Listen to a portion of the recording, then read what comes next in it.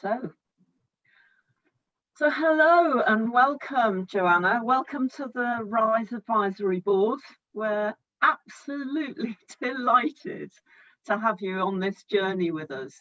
I guess before we get into our conversation and I sort of grilling into your sort of incredible life and career, I'll just want to set you up a bit for our members, so they've got a little bit of your background. So I'll spare your blushes just for a moment while I rattle through this. So Joanna, 33-year-old, has blazed a trail as a multi-award winning social impact entrepreneur, champion of diversity, inclusion and equality, as well as making her mark as an award-winning journalist and broadcaster. Joanna's latest enterprise is founding Blue Moon, a flagship inclusive executive search business and diversity and inclusion consultancy. Joanna also founded Hidden, an executive search and consultancy business, and she's been instrumental in establishing the Creative Diversity All-Party Parliamentary Group with Baroness Deborah Bull.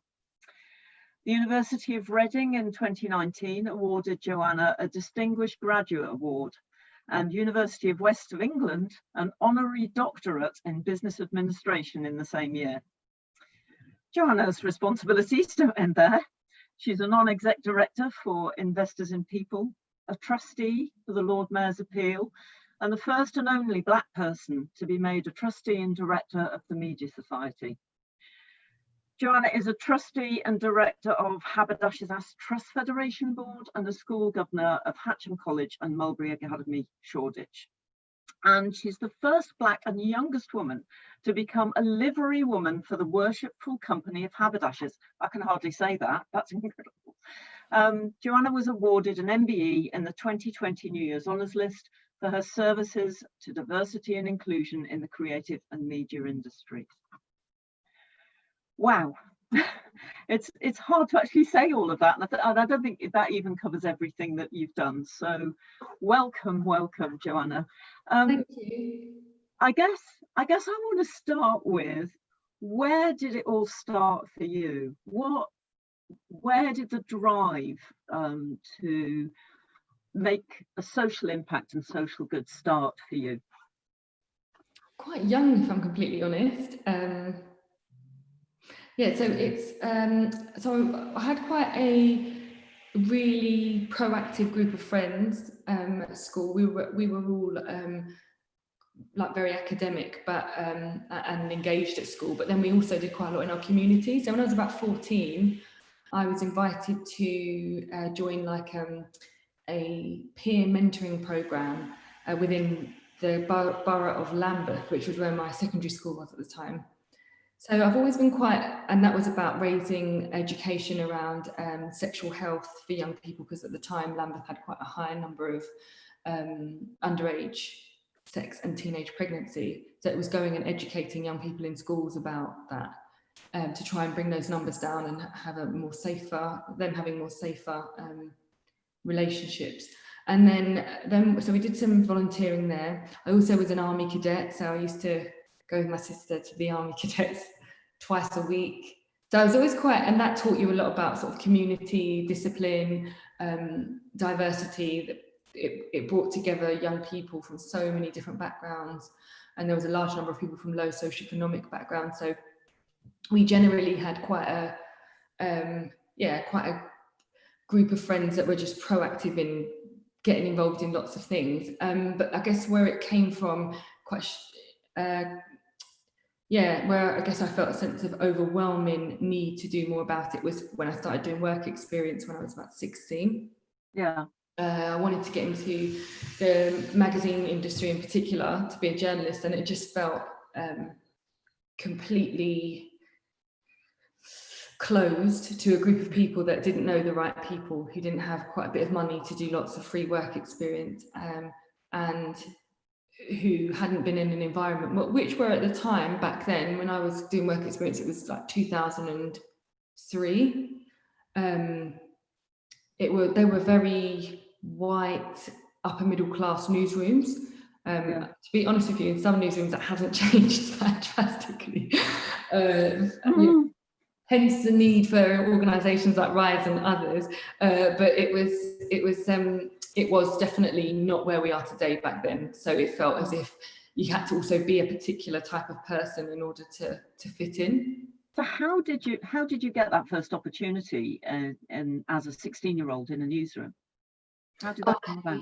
I was relentless, to be honest. I had no idea that I even wanted to be a journalist. I went into my sixth form on, I think, the first week and realised that I was going to have to be quite targeted in the A-levels that I did. So I chose ones that I really loved and that I enjoyed, but also that I knew I could do quite well in, and that would move me into a degree at a good university, because by that point and back then, apprenticeships were really frowned upon. They were not seen as credible routes into a career or trade in the way that they are today, thankfully. So that was the first thing. If you didn't sort of, coming from where I came from and having a sort of, my dad's from Ghana, so West Africa, and my mum's white British, it was always kind of sort of expected that myself, being the youngest of three siblings, and my older siblings would go to university.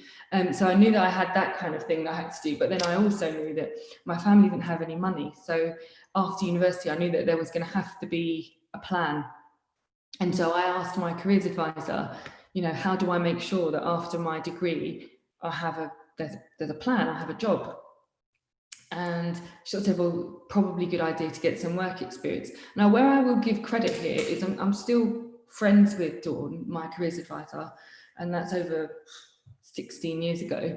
But I think I've heard horror stories about careers advisors where people have gone in and said, I want to be a doctor, and their careers advisor has said something to the effect of, I don't know if you'll be any good at that, try this, and totally, you know, like push them onto a different track. Whereas with Dawn, that didn't happen at all. I kind of walked in and said, you know, I know I need to get a job when I finish my degree, but I'm not even sure what my interests are at the moment, other than my hobbies. And at the time, my hobbies were reading magazines non-stop. And when I couldn't afford a magazine, it was, you know, taking them from the surgery, the doctor's surgery, waiting room, and reading them that way. And I loved watching Michael Parkinson on Friday evenings with my mum. And so when she said, what do you want to do? I said, well, they're the kind of things I like doing, and I find it really inspiring what Michael Parkinson does. He gets to speak to people who are absolutely fascinating. It's really good fun. And then, but I said, but I don't want to be famous. I don't want to be visible. I don't want anyone to know who I am. So she suggested going into sort of magazines, and that's how it really happened. I then essentially, I remember when she said, do you know what a journalist is? And I said, no. And I went to this careers folder and I read what a journalist does. So I knew what I thought they did based on what I saw on telly, but I didn't know what that really meant. So I read the folder. I was like, I think I could do that. And then I just applied for work experience. And when I say then that was a journey in itself. I mean, I had to get the addresses for magazines and newspapers I wanted to work for. I couldn't afford to buy them. So that meant going into a newsagent, sitting on the floor and writing down the addresses in a notepad, taking that notepad back into school, into sixth form, saying to Dawn, these are all the addresses of where I want to go. And there's probably about 70 addresses on there. I picked up all of them. Yeah. And then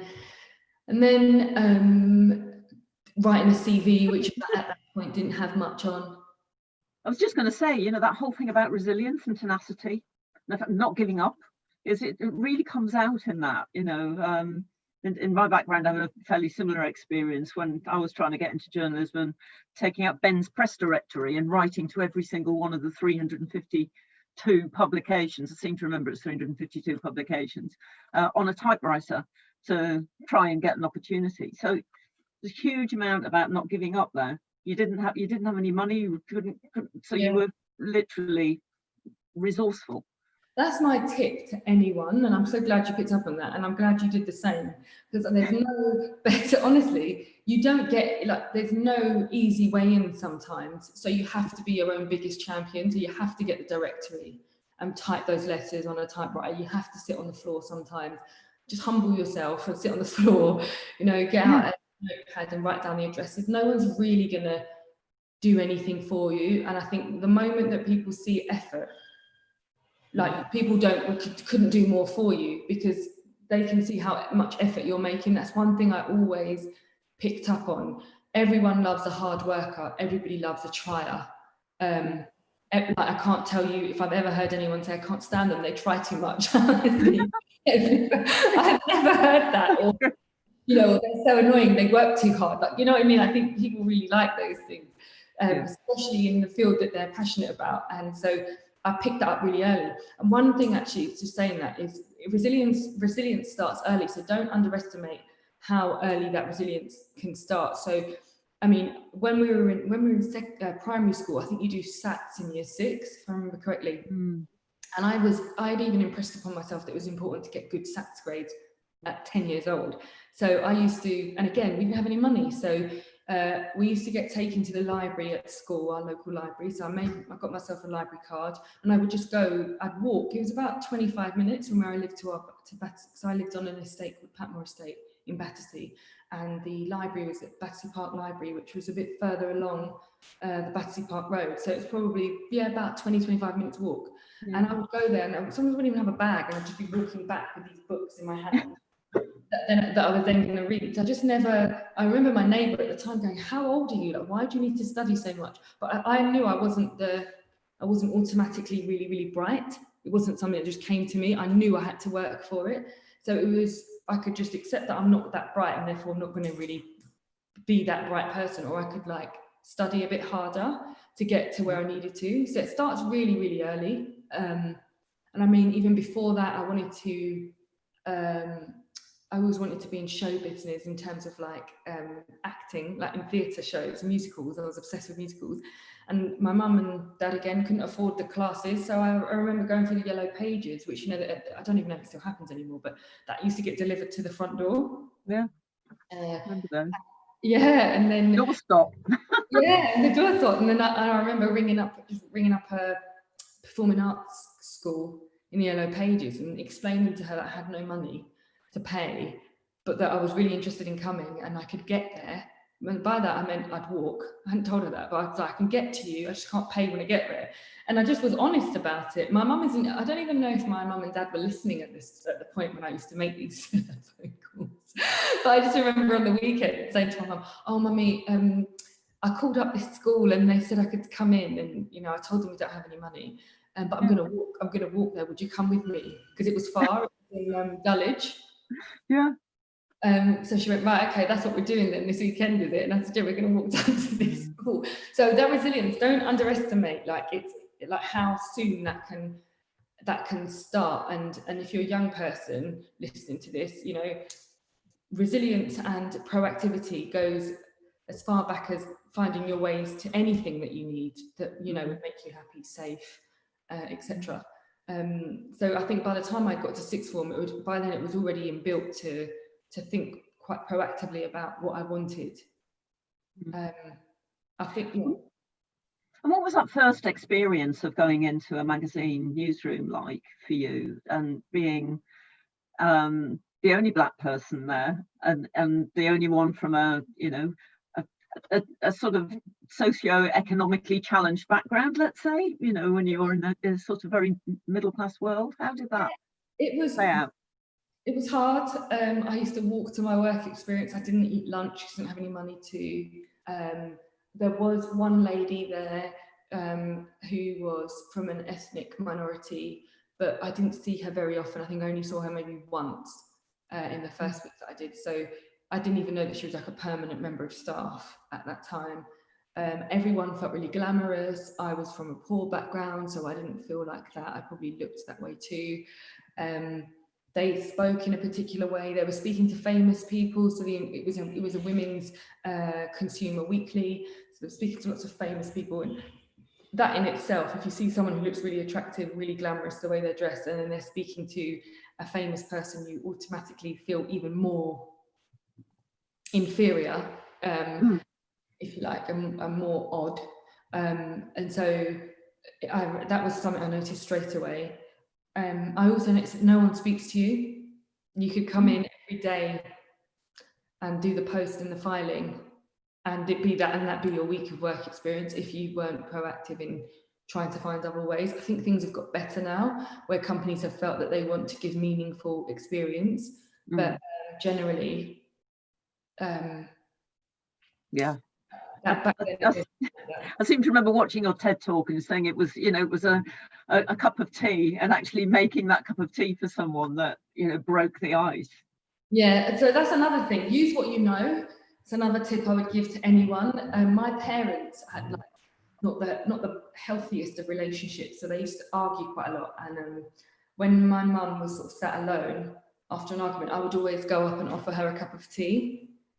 She's very British. Having a cup of tea is a very British thing.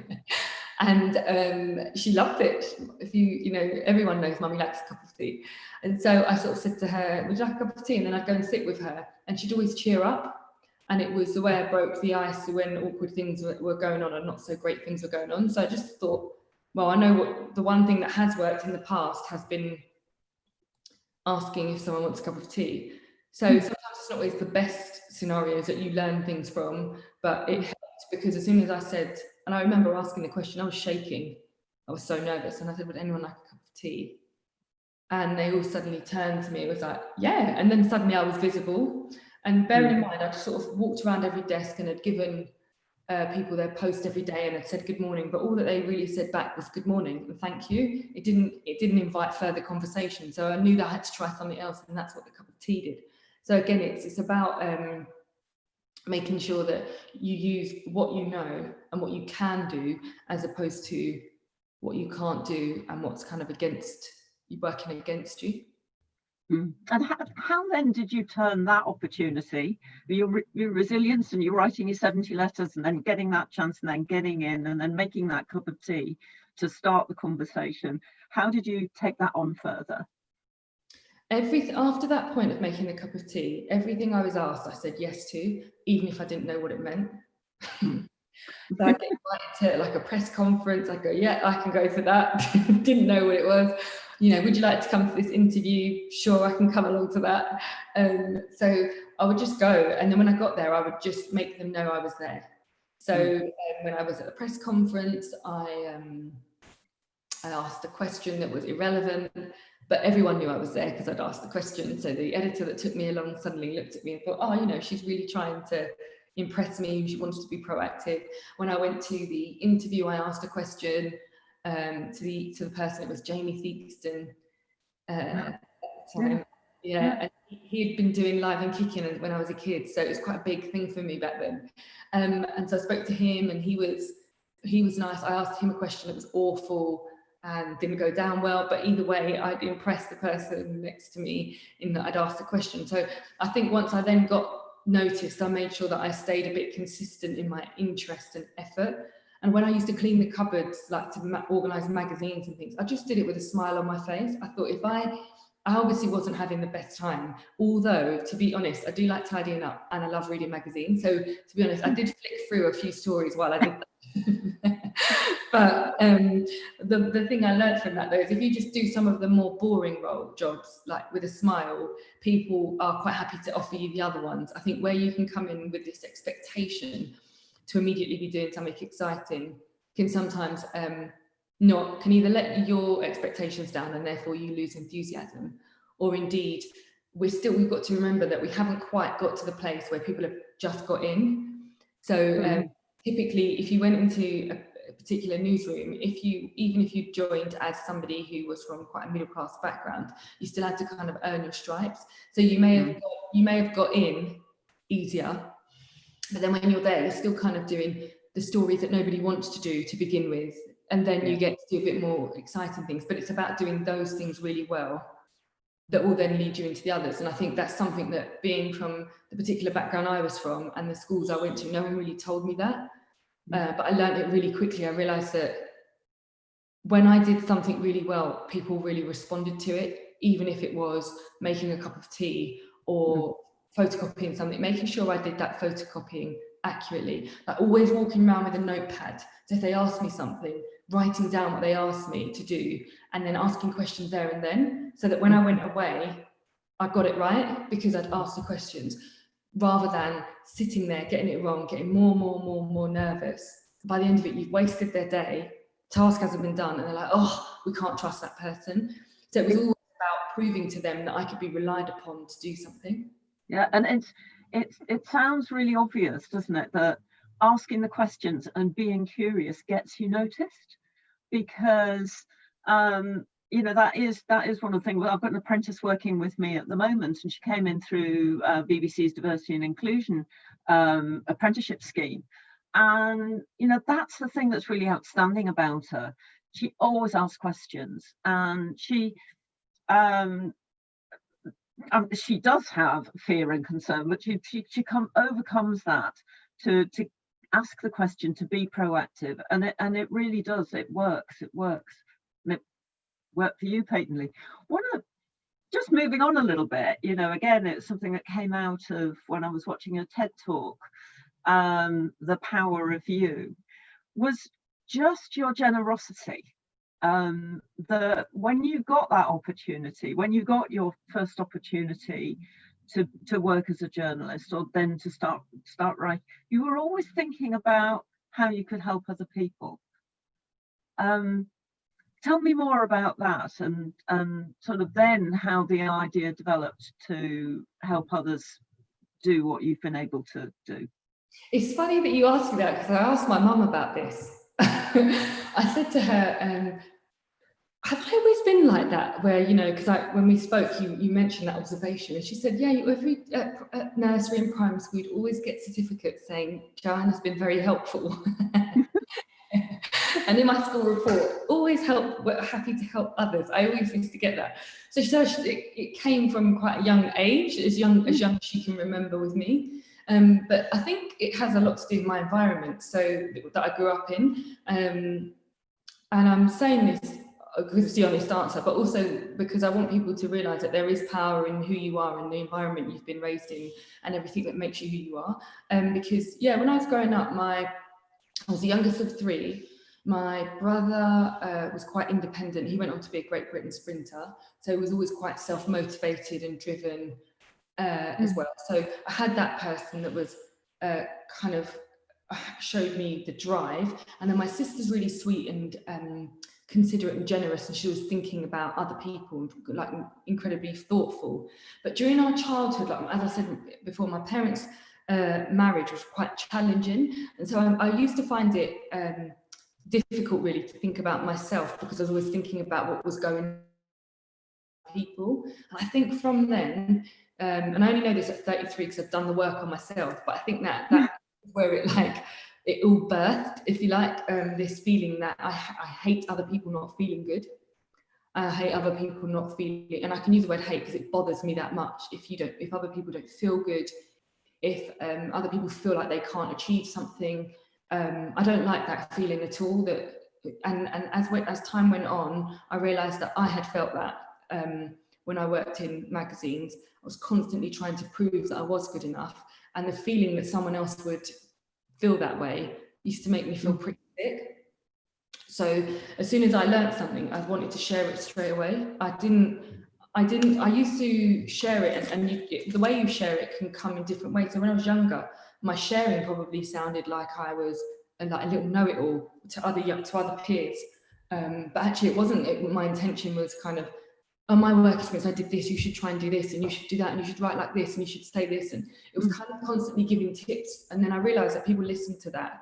And that as time went on, the more I kind of shared my views, the more it inspired like an action in them. So then I thought, well, I'm just going to keep doing it, because now that when I share what I've been through, it seems to encourage other people to go forward and do stuff. And that's something that's, you know, carried on.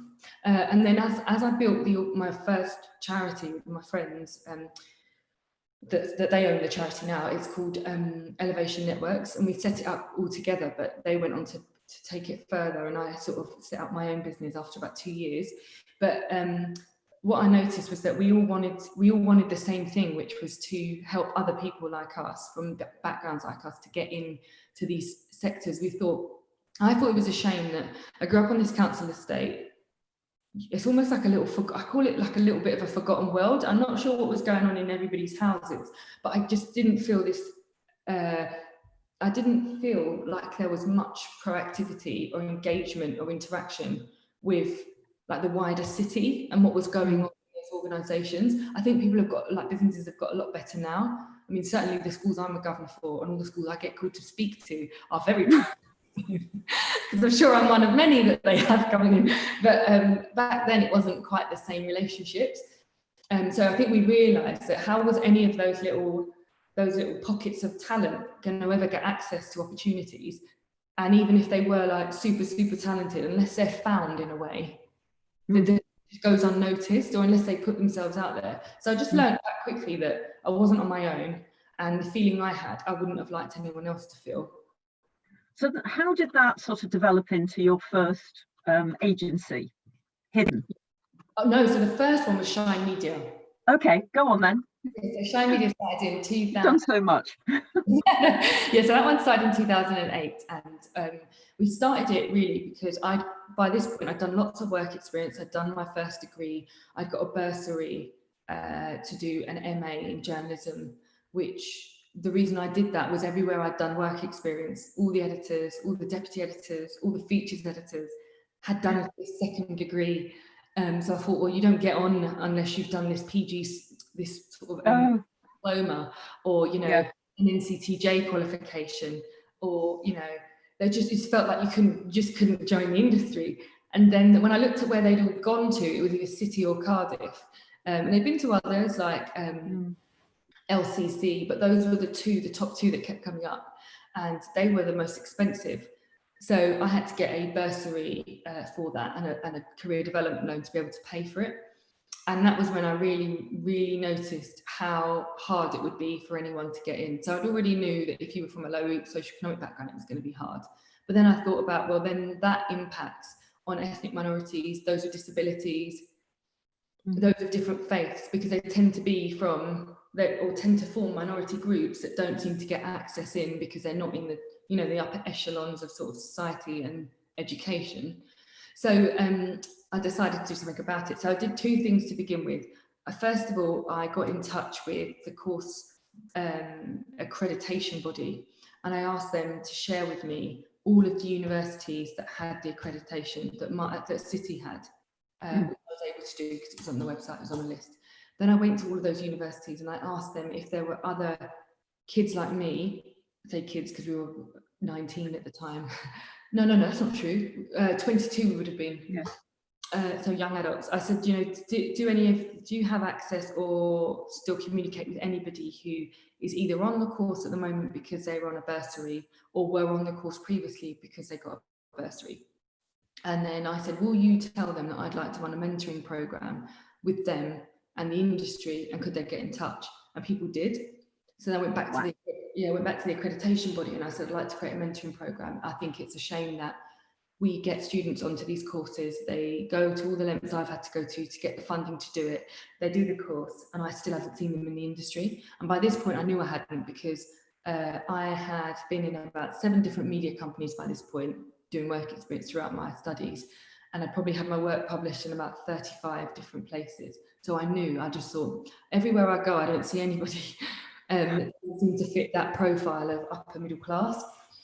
And so that came up. And then when I was meeting them, they had their heads down and it's not that friendly an environment to begin with. So even if they had come from low socioeconomic backgrounds, their self-esteem wasn't quite so high. And so therefore I wasn't sure where they were going to end up in that process. So eventually that gave birth to Magnet, which was our mentoring program. And we linked the people that had those bursaries across the accredited courses with the companies who sat on the accreditation board. Okay. And that was like Bauer Media, BBC Magazines, Haymarket, Future, IPC, Hearst, back then the National Magazine Company, so the list goes on. And then that helped me place about 150 people into work. And what I did with that was, it was a mentoring program and I packed it full of activities so that if you didn't get a job at the end of it, you'd learn how to pitch and you'd learn how to write an article. So you would be a freelancer at the very least. And then you could only, once you completed those, you got work experience. But those mentors became so involved and so invested in them that most of them got jobs, which is why I ended up with so many. We had an award show for them every year at the Periodical Training Council and the PPA Awards, New Talent Awards. Yeah. So we would have them on stage and show them to the industry that these are all the diverse individuals that took part in our Magnet programme. And then they'd win New Talent Award or Rising Star. They were brilliant. It was amazing. So, and then I decided to take the curriculum that I had at my course at City and use that to create a training course for people that couldn't afford to get on. And I used so basically the bursary that I was given was that you had 6 months once you'd finished your training working at the BBC, because it was the BBC that had sponsored it. And so I had a job for 6 months. So I then but that's hard enough, is it? I'm just like, you rattle off these things that you did, and one of the things that comes over, an absolute, constantly is that you just ask the question. You just, if you met with a block, you just, well, no, how do I get around that? You ask the question. Always, that is exactly what I do. Yeah, you're good. In there. Oh, and I was sponsored by the BBC. That in itself is really, really hard to achieve. Then and even now, it's really, really hard to achieve.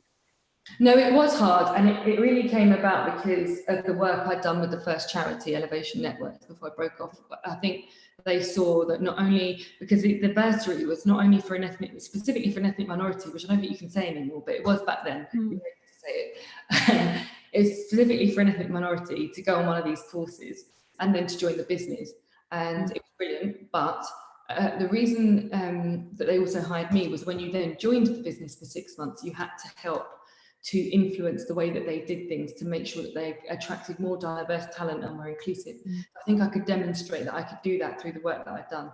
So again, it goes back to that knowing your power and your uniqueness, because using what I knew and what I'd been through, I was able to join forces with those 6 other friends, set up that charity. And that then allowed me to talk about, I had something then to talk about. I had a proof of concept that I could then discuss with the BBC, which is then how I won the bursary. But yeah, that salary that they paid me for the 6 months allowed me to pay off a room at the Camden Roundhouse, which I rented for 3 months on a Tuesday and a Thursday, from 6 till 9. Never forget it. And I asked the people that gave me, who I'd worked with on work experience, to run the course and to deliver the course, because at that point I was 22, 23. So, and you had to, and it was the same course as the MA. So as you can imagine, the criteria was high of what they needed. Yeah, so that's what we did, and that led to us, we ran it for about 3 years, and that led to us placing about 75 people into work. So then I realized that I was onto something. I could help people find an opportunity. All I needed to do, and the reason it's called Shine Media, was all I needed to do was polish them up. So give them that extra step. They're already there, they just needed shining up a bit. And that's why we called it that. And then I was still a full-time journalist at this time. So I'll be honest with you, I was exhausted. I was running programs like the 2 I just mentioned for 8 years, up until 2016, while being a journalist. And I mean, I was working at the Beeb, I worked at ITV, I was working at Cosmo during those 8 years. I worked at Closer magazine, so newspapers. So it was constant. Constant work that I was doing at that point. And then 2016 is when we were approached by S3, FTSE 250 company, to help them create a brand that focused more on the senior executive hires, which is when Hayden was born, because organically, just after that many years of running media, not only did it move from early careers, but it moved to experienced hires and then up to executive. And then that's Hayden that you mentioned, and then so that's how we got to that point. So one of the things that really strikes me in talking to you is how the minute you get a bit of success of your own, you want to share that. The minute you've got a job and you're earning, you're thinking about hiring a room at Camden Roundhouse so you can pass on the skills you've learned to others who are trying to make that journey. Which is incredible, in it itself inspiring. Let's, I can keep talking to you for ages, but let's sort of move on to how you've actually managed to find yourself in some of the arenas which actually, to be frank, are the last bastion of white male middle upper class, you know, the Lord Mayor's appeal, Parliament actually, you know, setting up the Creative Diversity All Party Parliamentary Group. Do you ever feel like an imposter in those places? How do you cope with walking into a room full of very, very traditional, old-fashioned empire type places, and being the only young black woman there? I used to be honest, I used to, and my tips are always, when you go into any meeting like that for the first, second, third, fourth, fifth time, until you get comfortable, just always have read or prepared for it, read ahead of what that meeting's about, or prepare and have like 2 or 3 points you want to say, and say those so that they remember you and that you've contributed. But not being prepared can just intimidate you when you get there. You just get completely nervous. So that was one of the things that I would always advise. But what I did to begin with get nervous being in those environments, but with the all-party parliamentary group, myself and Alex set that up together. So, and Ed Vasey was our chair at that time, and was just very charming and friendly, and didn't, you know, although being, you know, a former culture minister, was just very nice. So it didn't feel quite as scary. But I learned so early on that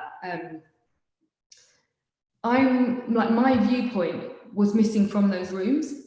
So I never used to feel like I had to compete with them, because I just knew I was very different to how they thought. So when I got in there, I was always trying to understand and learn from them and their experiences, but also to let them know about experiences that were different to them. And I never ever was met with, we don't care about that. I was always met with intrigue and interest and support.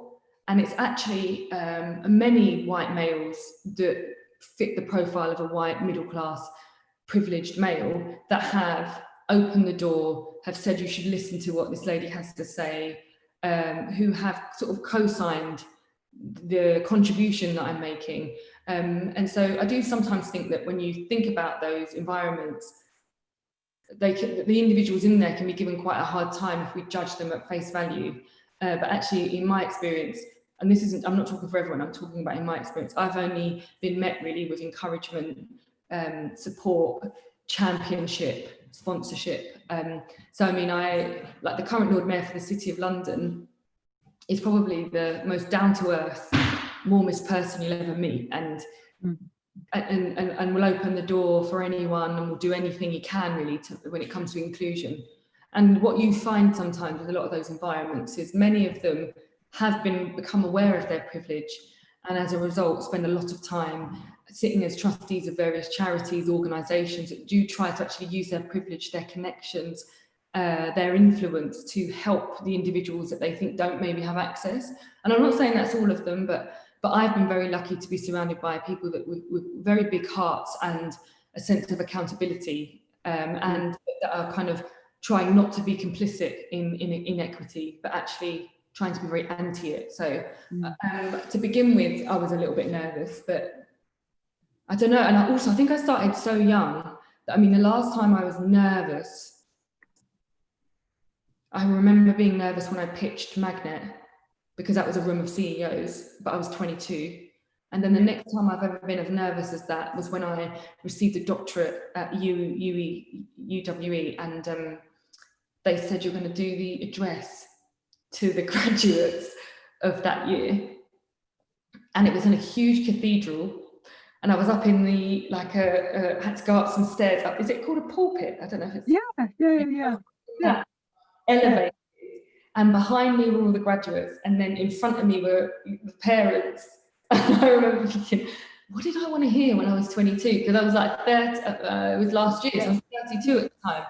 So what did I want to know 10 years ago? And I remember walking up the stairs, and I turned to the students and I went, and then they all laughed, because they must have known I was really nervous. They were like, you'll be fine. And then I went up and stood there, and I was shaking like a leaf. And even the video, they sent me a DVD of it, and I sent it to my mum. And she watched it back. And she went, goodness, you were very nervous, weren't you? But that's like, so I think I got nervous at the beginning, and I used to get nervous when I was hosting things like Do You Want to Be a Journalist, which was a networking and panel discussion at, say, The Guardian, I'd get nervous there because, you know, it was the editor, it was like Ian Katz, for example, that was going to be talking, and I was a young journalist myself, so I used to get nervous then, but honestly, nothing really frightens me or scares me. Now I've spoken to like hundreds and sometimes thousands, and it's been fine. But I think it's all in believing in yourself. And I'm not saying that's easy, because I present very confidently, and I am very confident in the work I do. But that's not to say that I'm confident in every other area of my life. So I'm not trying to say to anyone listening that, you know, just be confident, because I know it's not that easy, and there are some areas you're more confident than others. But your experiences will be of value, because most of the time, if you do start to come into the sort of environments I'm in, they won't be the experiences of most of the people in the room. And I always say, unless you use your voice, how will they ever know about the individuals who are not in the room? I just think there's no point in me being there if I don't use my voice to speak for experiences that I'm familiar with, my peers are familiar with, the generation coming up below me have told me about. It's just pointless me being there. I mean, it feels to me like, you know, you're incredibly experienced now in the world of diversity and inclusion, and yet actually at a corporate level, at large organisation level, they're really only waking up to the power and importance of difference, really, the power and importance of how teams made up of people from different backgrounds, different experiences, actually deliver much greater outputs or better products. Do you I'm interested particularly in diversity. To me, appears to be something that's visible and you can see. Inclusion is much more difficult to achieve, isn't it? What are your thoughts on that? Absolutely. If we go back to my early career, I was running the mentoring program, as I said, in the training program, and some of my editors at the time were the mentors on my scheme, but I just did not feel I could talk about anything that was of interest to me. So they'd be writing emails to my email account that's popping up on my phone, and I'm sat 2 seats down, because I just didn't know it was me. And that's one of the things, and that was because I didn't feel like I could I just didn't feel included. And it's, in a way, it's actually quite damaging psychologically if you think about exclusion in its kind of deepest sense. Like when I worked in magazines, I didn't know at the time, but when I look back now, it was really not okay. So I was writing in women's magazines, and I never really saw any ethnic diversity, even in the images or the case studies that we used, right? But then, and even if you suggested them, there might be something that's not quite right with them, and then they wouldn't get used. But then you think about it, and in a way, there would be a beauty page. You couldn't use any of the products on the beauty page because they weren't for your skin, they weren't for your hair, but you're writing it. Yeah. You try and add things in perhaps, and I think the challenge we had back then was who editors thought their reader was. They'd have a profile of them, but they were never, but that person was all of those things on that profile, but they looked like them. So they didn't think that, you know, what about the independent smartphone using Muslim? It wasn't that person. It was this set of profile, you know, likes to exercise, very ambitious, and they'd have all these things about who their reader is, but then that they would picture them, like their skin tone, their class, their experience, and so it just never reflected in the content. And so I used to think it's actually quite, as I say, when I say psychologically damaging, can you imagine working for magazines where you yourself are never reflected? You're not the audience. Yeah. But you're writing for these. So when I then started to work for places like Pride magazine, New Nation, The Voice, suddenly you go, oh, like there's this whole other. But why should they have been sort of siloed in this way? Like why were we not speaking to the broader society? And it's really just, it's bittersweet for me, because ever since Black Lives Matter, I've now seen an increase of ethnic minorities, like on the front cover of magazines, and that's brilliant. Right, that's great, but it also talks to the commercial element of it. And back then, we weren't on we were not on the covers of these magazines because apparently we didn't sell them. But now, because there's been this big Black Lives Matter, and there's all this debate, it's convinced publishers, actually this might sell now because it's topical. So it's all a little bit, I'm uncomfortable with it in some areas, if I'm completely honest. I think that we would have sold then, you would never know because you didn't try. And that's what I mean, it's like quite psychologically damaging. Imagine if you go in to do work experience and you're a wheelchair user and there's nothing in the magazine. It's almost saying you're invisible. You can write for us, but you're invisible. And that's where the inclusion bit to your question comes in. I can be here, but am I included? No. Yes. Cool. I'm writing this content, but I'm not included in it. Even the topics and the features. I remember, I won't name the magazine, but I worked for a magazine and they said to me, "Oh, have you joined us because you're going to make sure there's more black people in the magazine?" And that was because I was brown. And then I was like, "No, I think I'm just here because I'm a writer." Yeah.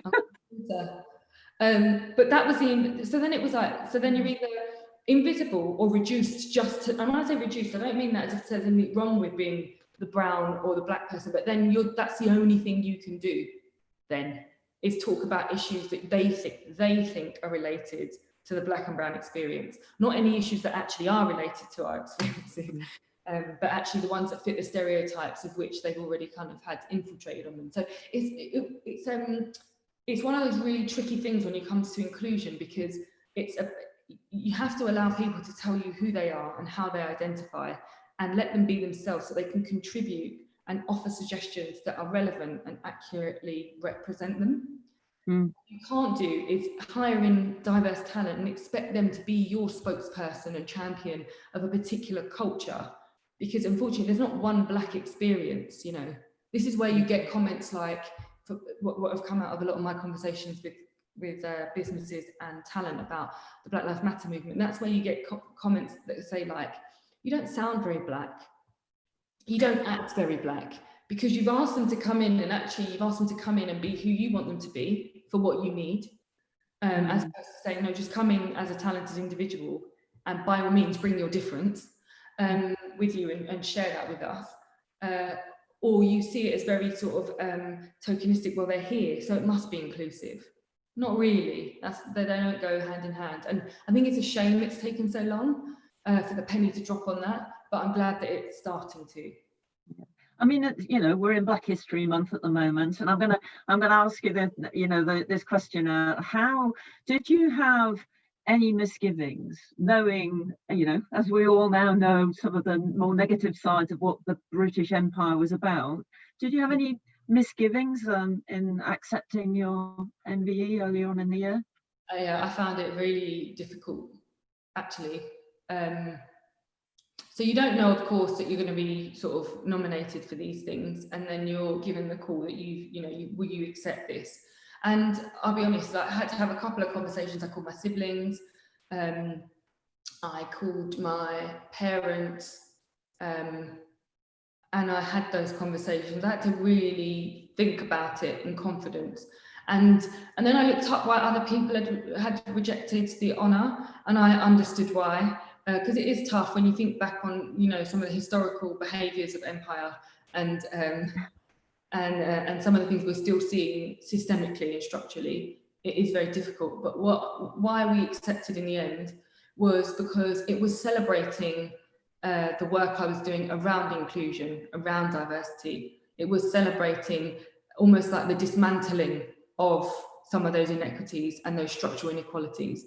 And so I thought, we've come some way then, if that very empire is actually saying, no, that the work that, historically we may have contributed to or been responsible for a lot of awful things, but today, or in the more recent years, I've seen them award lots of individuals who are contributing to removing inequity, removing inequality. And I felt that this was a step in the direction of actually saying, we are starting to change the way that we view these things here in the UK. And I felt that maybe we all felt that in me accepting that, one, it would allow me to continue breaking and dismantling things, because now you are in a club, and not a very sort of formal and regular catch-up club. So like a club, not a cup of tea club. No, it's not like a cup of tea in the afternoon type club. But you have broken into this space in which you can influence using Her Majesty's sort of stamp to keep pushing these things. And I thought that that was a sensible enough reason to accept it. But don't get me wrong, it wasn't easy. And even since then, I've had family members ask me about it, and some not be as supportive. But it was important to me. My main immediate family and partner and stuff were happy that I did it, and friends, and so I did. Well, good. Congratulations.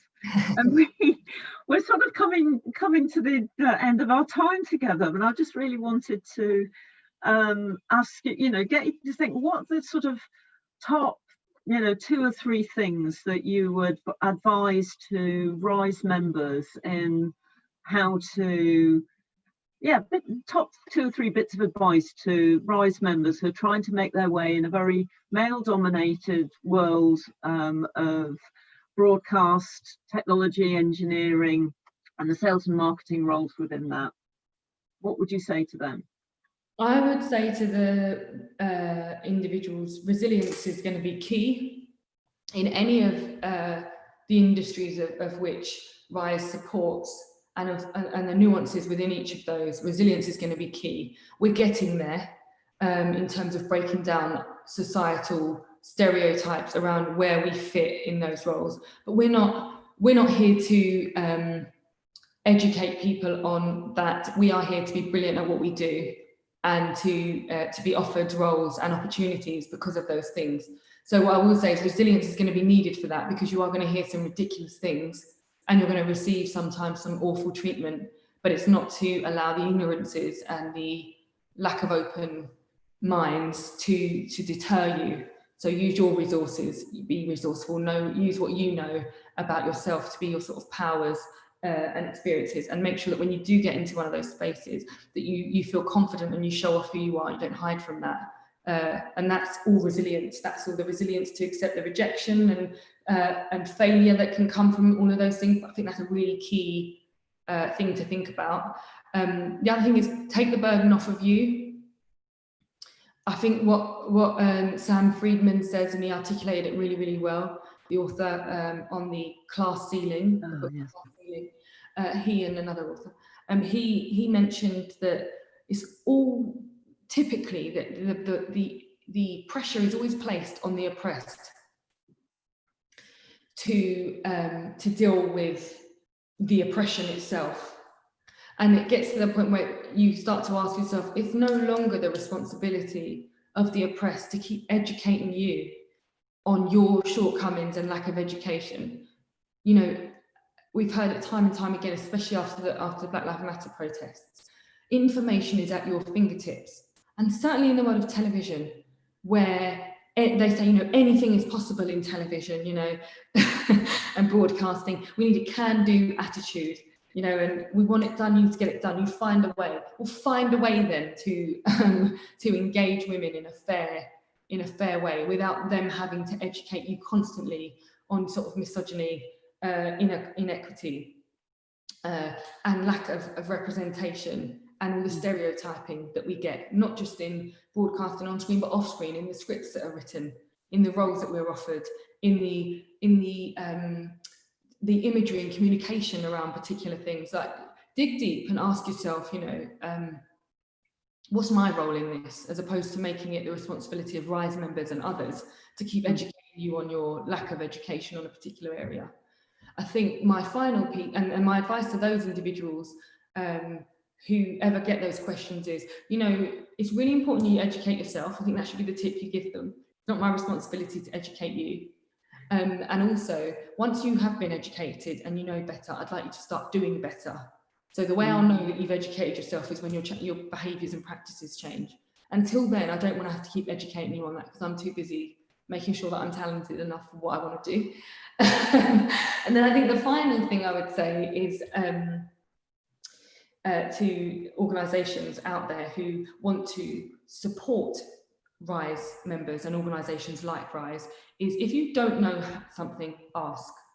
If you don't know how to do something, ask. There are plenty of organisations out there that will take a phone call with you, have a Zoom conversation with you, that will educate you on what you need to do to make sure that you make an environment inclusive, open to all talent and the diversity of that talent, and a place in which we can see them developed and promoted.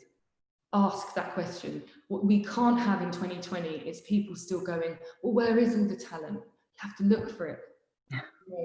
We can't have people saying we don't know how to support. You have to ask how you support. And we've got to, hopefully this year, with the fact that we've had a global pandemic and we've had to learn all these new things and operating in really quite traumatizing and horrible circumstances where people are losing loved ones. The NHS has been under so much pressure, the economy is. We've all had to dig deep and use our imagination and innovation. So my advice is also to people that want to engage with places like RISE, if you want to know how to support the women and to help them develop, ask that question rather than tell us this is how we're going to support you. Ask us what support we need. Brilliant, brilliant. It's been so lovely talking to you, Joanna. So lovely meeting you electronically, and I can't wait until the day when we can actually meet in person. Yeah, I'm really thank you for your time. No, thank you for all the work you do at RISE. I'm very glad to have joined you, but I think we're forever grateful for organisations like RISE. And thank you for having me in your conversation with. Hopefully it's useful.